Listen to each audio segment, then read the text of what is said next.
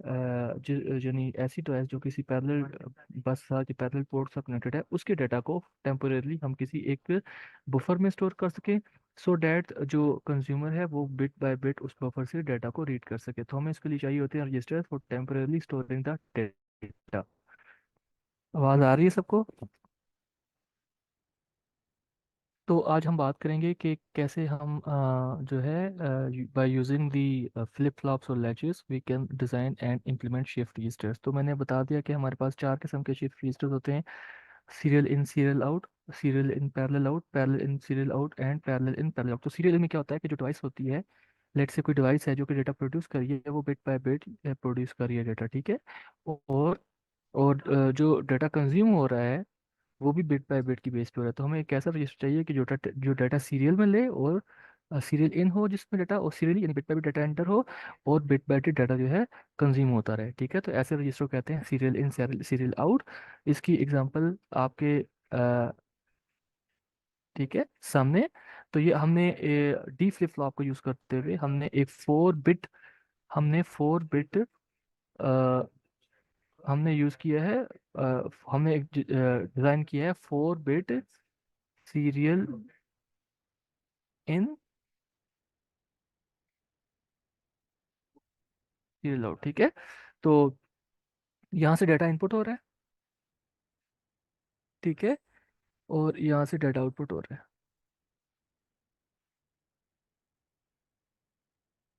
ठीक है। तो देखिए, one bit by bit data enter हो रहा है और bit by bit data out हो रहा है। तो बेसिकली अगर हमने फ्लिप फ्लॉप्स को यूज़ करते हुए या डी फ्लिप फ्लॉप्स को यूज़ करते हुए हमने एक ऐसा रजिस्टर बनाना है जो कि सीरियली डाटा को रीड करे, और यानी सीरियली डाटा जिसमें हम एंटर करें और आउटपुट पे वो सीरियली यानी बिट बाय बिट डाटा जो है वो जो है आउटपुट के ऊपर शो हो। तो उसके लिए हम क्या करेंगे?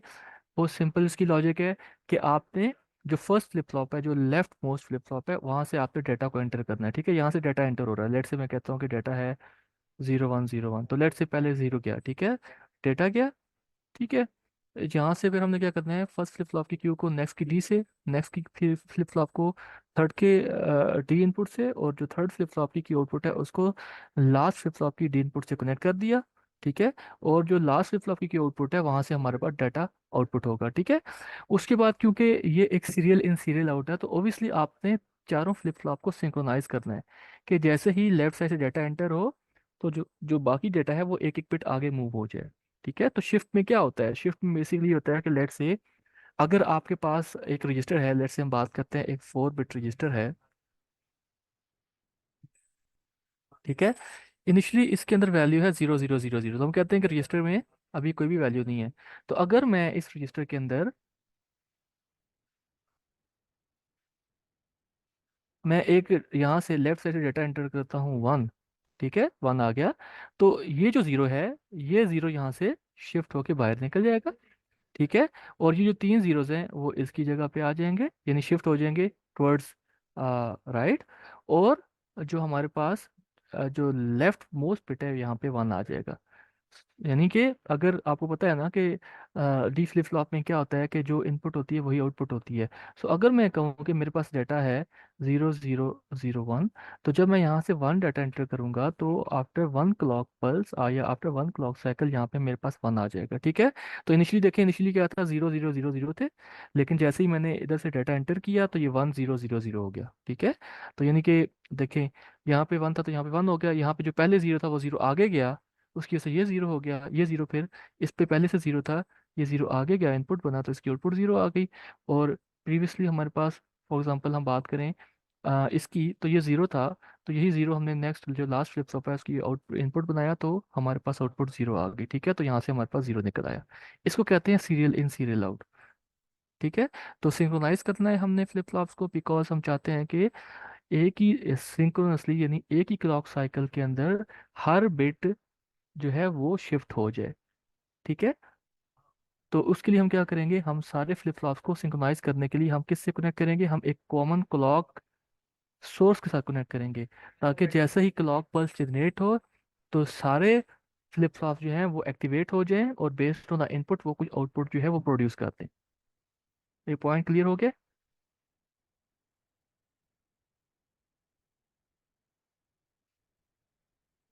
जी लिख के बताएं प्लीज।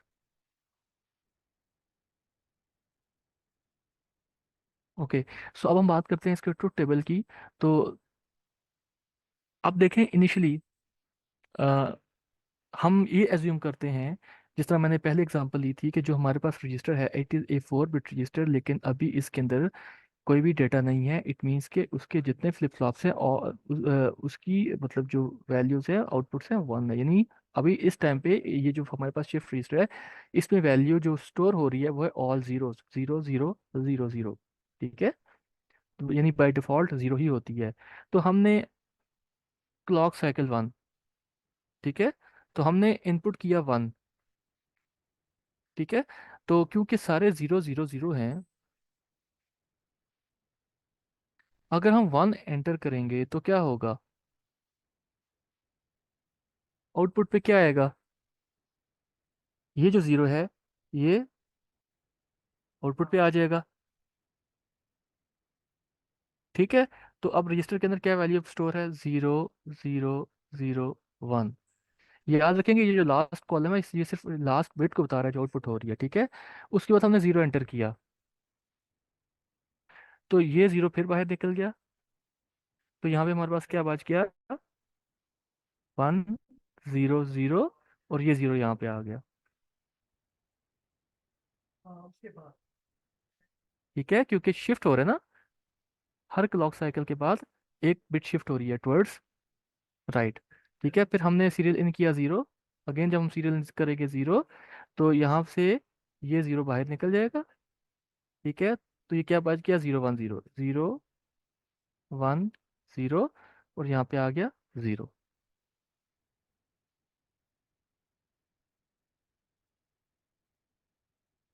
ठीक है।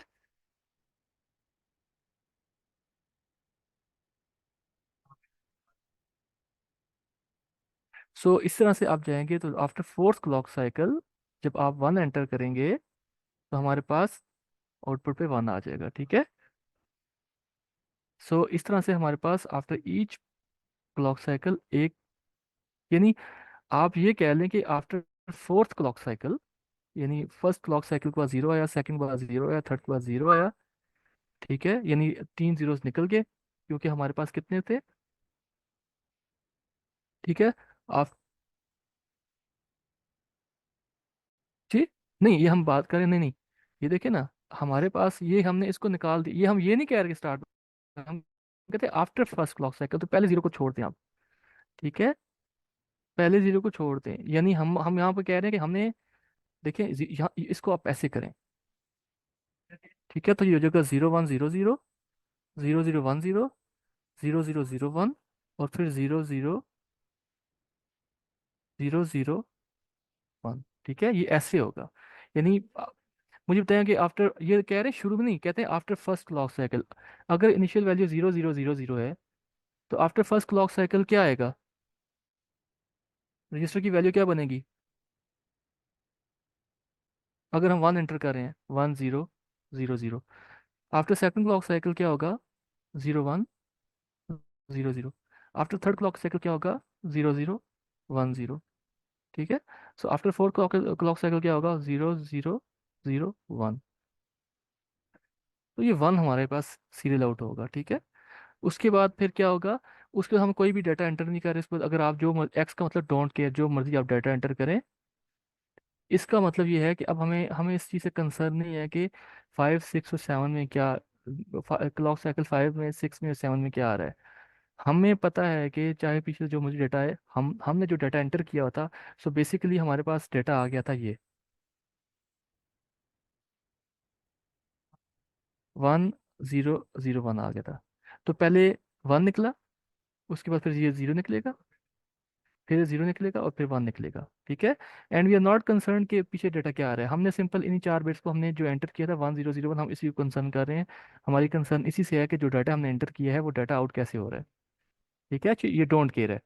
यानी हमें अब इससे कंसर्न नहीं है कि क्या है, क्योंकि हमारी हमारी जो वैल्यू थी वो 4 बिट वैल्यू थी। ठीक है। तो हम ये 4 बिट वैल्यू हम सीरियली एंटर कर रहे हैं और सीरियली हमने आउटपुट करना है। क्लियर हो गया?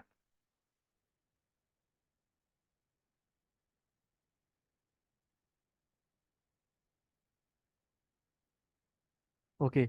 हम नेक्स्ट बात करते हैं सीरियल इन पैरेलल आउट। अब सीरियल इन पैरेलल आउट ऐसा रजिस्टर है जो कि डेटा तो सीरियली वो उसमें हम एंटर करते हैं, लेकिन हम उसको पैरेलली हम जिसको रीड करते हैं। सो फॉर एग्जांपल उसी की एग्जांपल लेते हैं प्रीवियस रजिस्टर की, कि हमारे पास इनिशियली जो रजिस्टर के अंदर वैल्यू पड़ी थी 0000 थी। ठीक है। तो अगर हमने लेट से डेटा इंटर किया 1, तो आफ्टर फर्स्ट क्लॉक साइकिल हम दोबारा से सारी बिट्स को रीड करेंगे तो क्या आ जाएगा? अगर हमने यहाँ पे 1 एंटर किया था तो यहाँ पे 1 आ गया था, लेकिन बाकी में 0 ही था। यानी यहाँ पे 1 आ गया था, बाकी में फिलहाल 0 ही था, क्योंकि अभी एक क्लॉक साइकिल हुई थी। ठीक है। सो डेट इज वाई जो डाटा रीड होगा आफ्टर फर्स्ट क्लॉक साइकिल क्या होगा?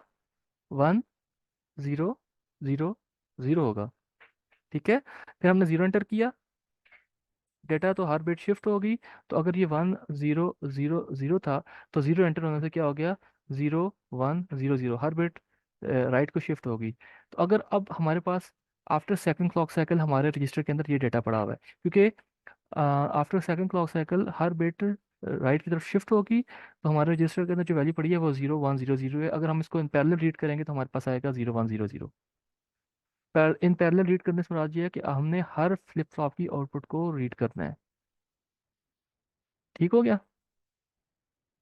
उसको एक और जीरो जब आएगा, तो हमारे पास रजिस्टर के अंदर हर वैल्यू जो है राइट को शिफ्ट हो जाएगी। तो जो अब रजिस्टर के अंदर वैल्यू बन जाएगी वो हो जाएगी 0 0 1 0। इसको आपने 0 0 1 0 करना है। ठीक है। क्लियर हो गया यहाँ तक? उस वक्त फिर हमने जो 1 एंटर किया, ठीक है, यानी देखें ये पहले इनिशली क्या था? 0 0 0 0 था। तो यहाँ से जब 1 आया तो ये 1 0 0 हो गया। फिर हमने 0 एंटर किया तो फिर 0 1 0 0 हो गया। फिर हमने दोबारा से 0 एंटर किया तो 0 0 1 0 हो गया। फिर हम जब 1 एंटर करेंगे, ये जो लास्ट है आफ्टर यानी फोर्थ क्लॉक साइकिल पे, तो हमारे पास क्या आएगा? रजिस्टर के अंदर क्या वैल्यू आ जाएगी? ये बाहर निकल जाएगा, तो ये हो जाएगा 1 0 0 1। तो हमारे पास आफ्टर फोर्थ क्लॉक साइकिल हमारे पास वो जो 4 बिट्स डेटा जो सीरियली एंटर हुआ था वो हमने इन पैरेलल रीड कर लिया। ठीक है। तो लेट्स से कि हमारे पास एक, अब देखें ज़रा मैं समझाना क्या चाह रहा हूँ और हमें क्यों पड़ती है इन रजिस्टर्स की ज़रूरत। देखिए, हमारे पास जो हमारे सिस्टम के अंदर डिफरेंट टाइप की डिवाइसेस हैं, रैम भी है, ठीक है, प्रोसेसर भी है, ठीक है, हमारे पास इनपुट आउटपुट डिवाइसेस भी हैं, माउस है, कीबोर्ड है, ठीक है, मॉनिटर है। अब हम कीबोर्ड से डाटा एंटर करते हैं। ठीक है। और मे बी हमारी टाइपिंग स्पीड जो है वो लेट से 60, आप कह लें कि 60 वर्ड्स पर सेकेंड हो। ठीक है। जो हम डाटा एंटर करते हैं कीबोर्ड से उसको कौन प्रोसेस कर रहा है? प्रोसेसर प्रोसेस कर रहा है, क्योंकि because based on the processing वो प्रोसेसर को पता चल रहा है कि भाई क्या डाटा यूज़र एंटर कर रहा है। और हमने लेट से मैं वो डिस्प्ले भी करवा रहा हूँ, मैं मतलब मैं वर्ड के अंदर लिख रहा हूँ, तो प्रोसेसर उसको डिस्प्ले भी करवा रहा है। ठीक है। तो हमारा कीबोर्ड या यानी हमारी जो डिवाइसेस हैं, इनपुट डिवाइसेस हैं, these devices are slow as compare to the devices within our CPU, या हमारे जो कंप्यूटर के अंदर जो डिवाइसेस हैं उनसे स्लो हैं। तो कैसे दोनों की हम स्पीड को मैच करवाते हैं? जाहिर बात है स्लो डिवाइस को हम फास्ट तो नहीं कर सकते। ठीक है। और हम ये भी नहीं कर सकते कि अगर एक डिवाइस जो है वो डाटा स्लोली प्रोड्यूस करी तो जो फास्ट डिवाइस है उसको हम रोक लें, फॉर टाइम बिंग उसको वेट करवा लें, कि नहीं जब तक डाटा प्रोड्यूस हो रहा है तब तक अभी वेट करो और जैसे ही डाटा आ जाएगा और फिर उसको कंज्यूम करना शुरू कर दो। या हम ये भी नहीं कह सकते कि भाई जिस स्पीड पे डाटा आ रहा है उसी स्पीड पे आप प्रोसेस करो। तो वो तो क्या है कि डिवाइस अंडर परफॉर्म हो रही है। ठीक है। क्योंकि हमने उसकी उसकी स्पीड को क्या किया है? कम करवा दिया है। ठीक है। तो हम क्या करते हैं? हम ये चाहते हैं कि हर डिवाइस अपने पेज के ऊपर डाटा जनरेट करे और अपने पेज के ऊपर ही डाटा को कंज्यूम भी करे। लेकिन हमने उनको लेट से आपस में कम्युनिकेट करवाने के लिए हमने क्या किया कि हमने एक शेयर्ड मेमोरी ले ली, जिसमें स्लो डिवाइसेस अपना डाटा स्टोर करती हैं। यानी जो स्लो डिवाइसेस जो डाटा प्रोड्यूस कर रही हैं वो उस शेयर्ड मेमोरी के अंदर डाटा अपना जो है वो मतलब एंटर करती रहती हैं। और जो फास्ट डिवाइसेस हैं वो बाद में जैसे ही डाटा प्रोड्यूस हो जाता है, तो जो स्लो डिवाइस है वो फास्ट डिवाइस को एक एक्नॉलेजमेंट भेजती है कि डाटा मैंने प्रोड्यूस कर लिया, नाउ यू कैन